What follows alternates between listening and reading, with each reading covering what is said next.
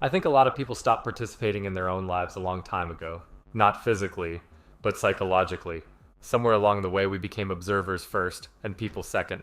I think one of the strangest parts about living now is how difficult it's become to simply exist somewhere without immediately turning the experience into a reflection of yourself. It feels automatic, especially for me at least. You walk into a room and part of your brain instantly begins documenting it internally. How do I look right now? Did that interaction seem awkward? Should I have phrased that differently? Was that version of me acceptable? Sometimes I'll replay a conversation that I had, whether that be from earlier that day or years ago, with more intensity than the actual conversation itself. And what's strange is that I don't think this is rare anymore. I think a lot of people are quietly living like this, existing in two places at once. One version of you is physically present, moving through the world normally, ordering coffee, driving to work, walking through grocery stores. The other version is standing outside yourself with a clipboard taking notes, monitoring and reviewing, trying to determine whether your life is unfolding correctly. Somewhere along the way, self-awareness stopped being a useful human trait and started mutating into something else entirely, a kind of constant self-surveillance, which is what I've been experiencing as of late. And the internet didn't create this feeling completely, but it absolutely industrialized it, because now there's always the possibility of an audience, even when there isn't one. And I think that's the important part. From what we can tell, most people aren't literally being watched all the time, but psychologically, it can start to feel that way. You begin imagining yourself from the outside so often that eventually it becomes difficult to remember how it feels to act naturally. Your personality slowly becomes curated, not necessarily fake, just filtered and sanded down. I notice this especially online. People don't talk like they're talking anymore. They talk like they're posting. Every opinion has to be framed correctly. Every emotion has to contain plausible deniability. Every sincere moment gets wrapped in irony ahead of time. Nothing can simply exist on its own anymore. Everything has to become a form of content. And after enough years of living this way, I think people, including me, start developing a strange relationship with their own lives.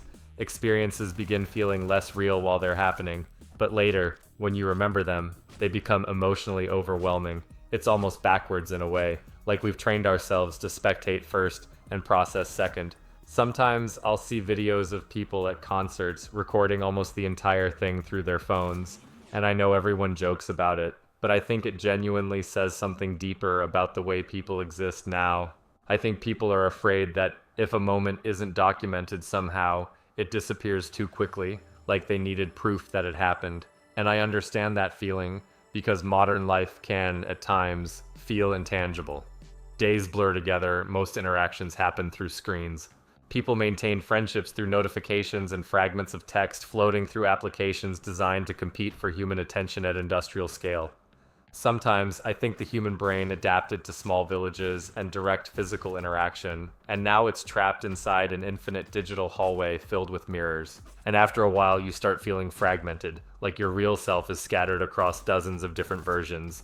There's the version of you in private, the version in text messages, the version online, the version you imagine other people seeing, and eventually it becomes difficult to tell which one feels the most real. I think this is part of why people feel exhausted all the time now, because maintaining an identity in the modern world feels less like naturally being a person and more like operating a control panel 24 hours a day.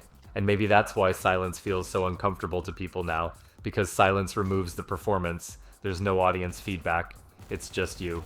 I don't think the internet made people artificial. I think it amplified tendencies that were already there and rewarded them until they became difficult to separate from everyday life. A lot of people talk about the internet like it's a tool, but I honestly think for most people now, it functions more like an environment.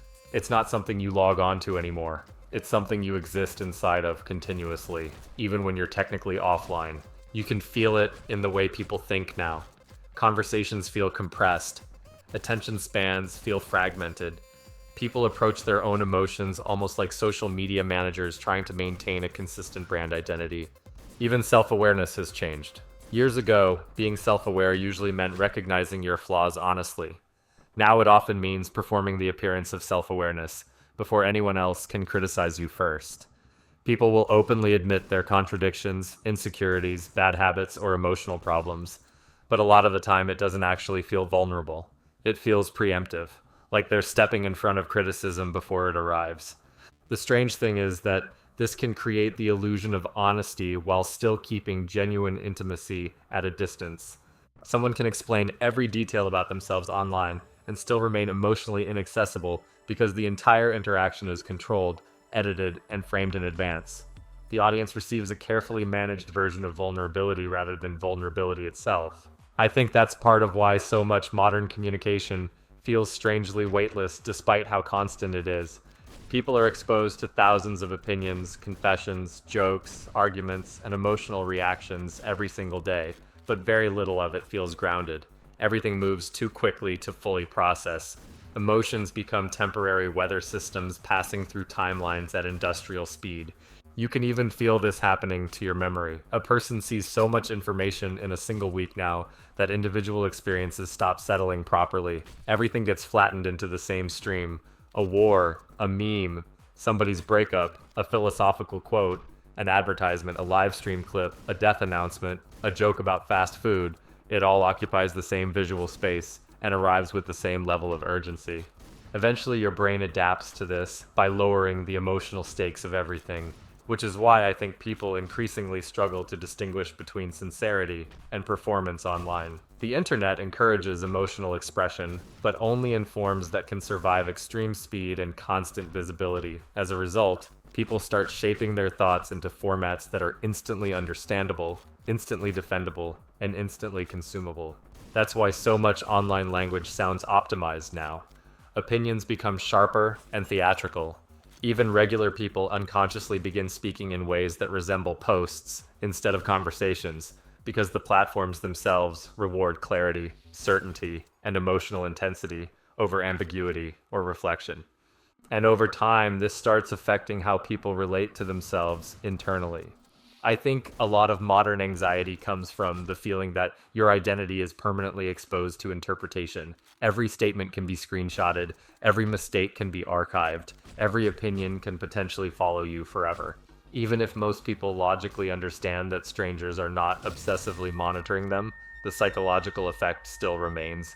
There's this low-level sense that your existence is continuously being recorded somewhere. I noticed this especially with people who grew up entirely online. Many of them learn to construct their personalities while already aware of potential audiences. Their sense of self developed alongside platforms built around metrics, visibility, and reaction. That changes people. It creates a tendency to view your own life from a third-person perspective before you've even had time to fully experience it firsthand.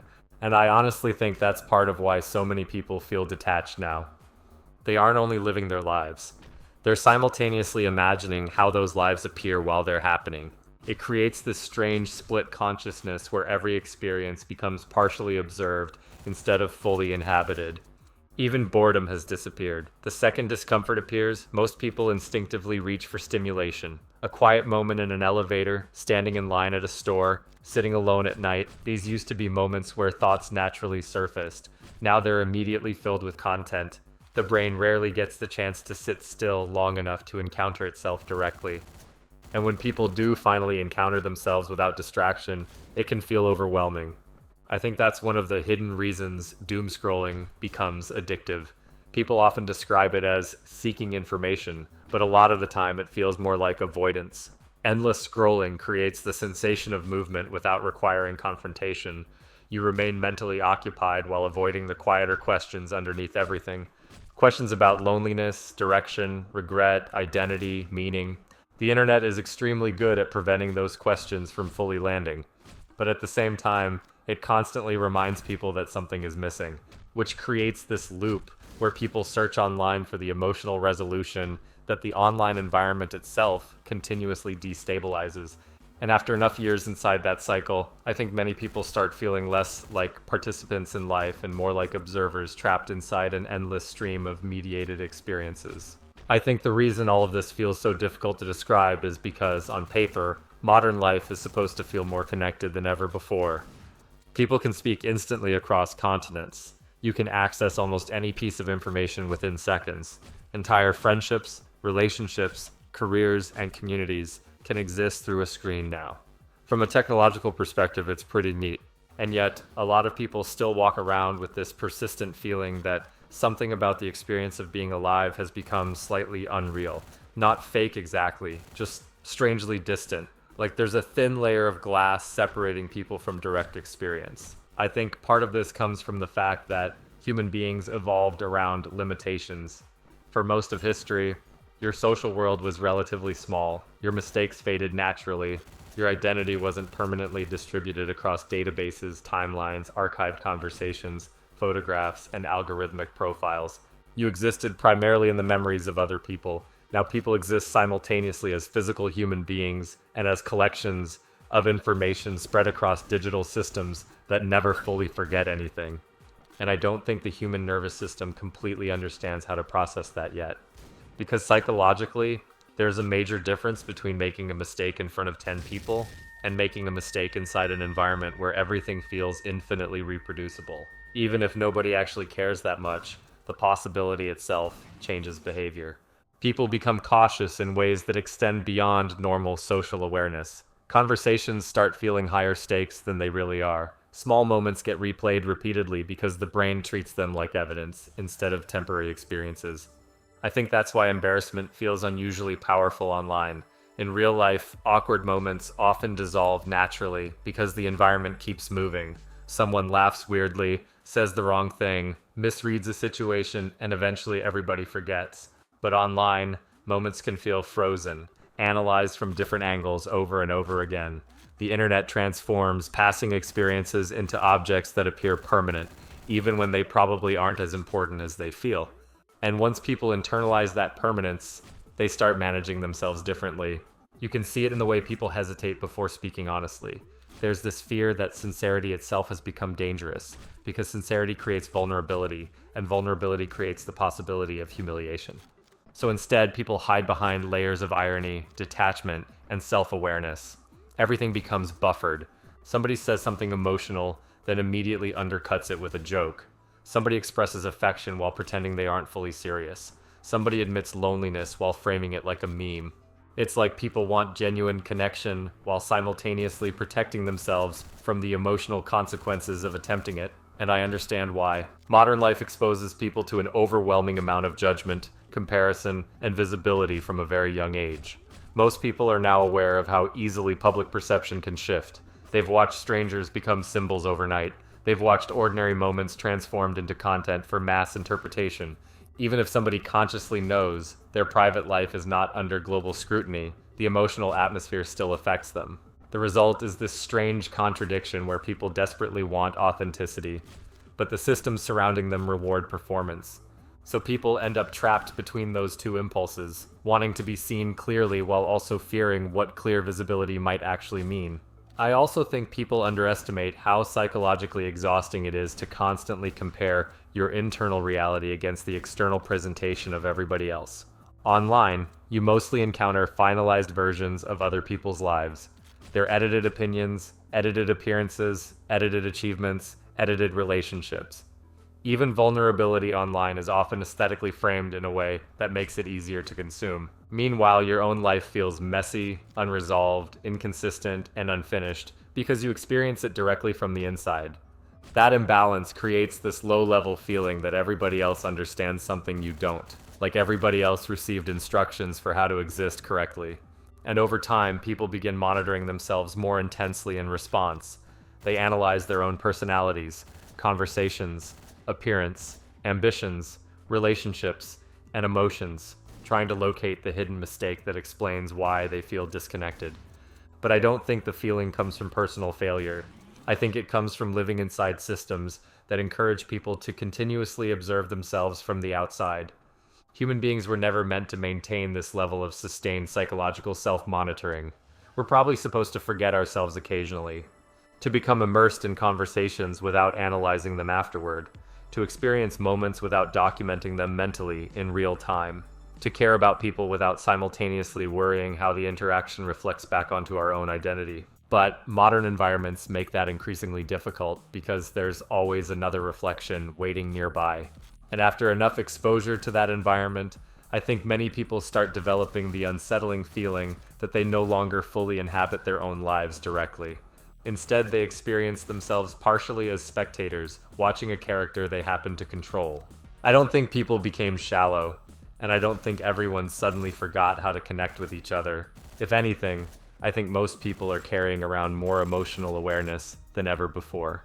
The problem is that modern life trains people to experience themselves indirectly, through screens, through performance, through imagined audiences, through constant interpretation. People spend so much time monitoring themselves that they rarely get the chance to disappear naturally into the moment they're living. And after enough years of existing this way, life can start feeling strangely distant. Not fake exactly, just filtered. Like there's always a layer of glass between yourself and direct experience. I think that's why people feel nostalgic so often now. Even for periods of their lives that weren't necessarily good, they miss moments where they weren't analyzing themselves constantly.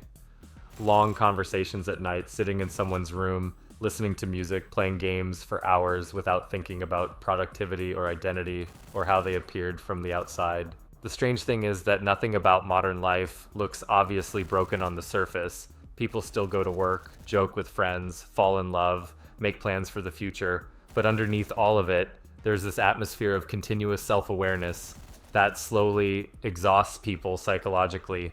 Every interaction feels slightly archived. Every emotion feels slightly observed. And maybe that's why sincere moments feel so powerful now, because sincerity briefly interrupts the performance. For a few seconds, somebody stops managing themselves and simply exists honestly in front of another person. I don't think the solution is escaping technology entirely, but I do think people need spaces where they can stop experiencing themselves as content, moments that aren't optimized, documented, or mentally replayed in real time. Because I think a lot of people are quietly searching for the feeling of direct experience again, not watching themselves live, just living.